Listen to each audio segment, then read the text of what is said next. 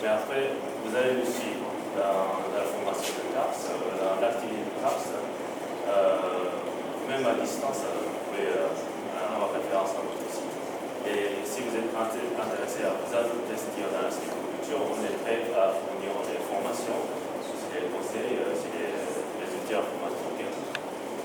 Et je vais vous expliquer un peu la structure, comment ça marche, quels instituts sont impliqués, quel est le soutien qu'on a, et quelles sont les ressources que vous pouvez utiliser, par exemple, quand vous montez un projet à vous-même, comme un RP. Il faut quand même vérifier des choses. Il faut demander le soutien institutionnel, il faut demander, si vous demandez la situation, il faut justifier la pratique de ces cultures.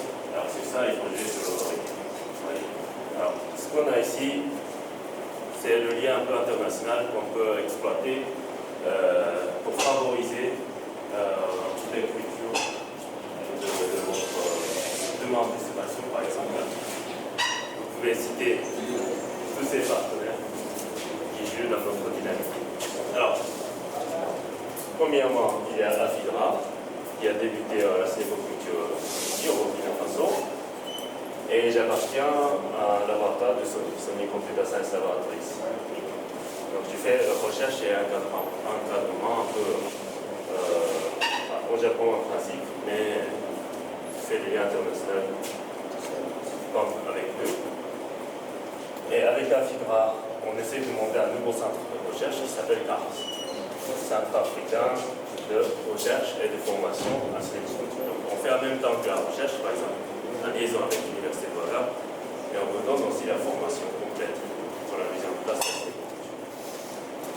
Alors, après ces trois acteurs principaux, on a le soutien d'autres institutions internationales telles que l'UNESCO. On a un projet avec l'UNESCO qui s'appelle Complex System Digital Campus.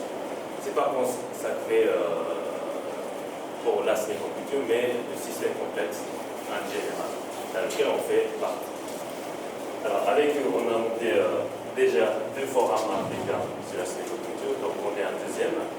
Et tout ça, c'est aussi soutenu par UNESCO. Donc si vous montez votre projet dans votre région, dans votre pays, il faut que vous allez citer ça. On a le soutien de l'UNESCO, on a le soutien de SON, on a le soutien de la FIDRA, ONG locale. Et tout ça, vous allez enrichir votre matière. Et bien plus que ça, on est en train de collaborer avec les universités ONG un peu partout dans le monde, européen, en Afrique, asiatique, notamment en Thaïlande, au Japon. Avec ces partenaires, on peut faire pas mal de choses, non seulement en sylviculture, mais des activités associées. On doit aussi mettre le serveur, un ordinateur qui fait le lien entre nous. Et ça ne fait pas partie de la sylviculture, mais c'est quand même une infrastructure qui est importante pour garder notre communication. Et pour tout ça, il faut avoir la génération d'électricité, par exemple, ce qui ne fait pas partie de la sylviculture, mais c'est une activité associée. Voilà.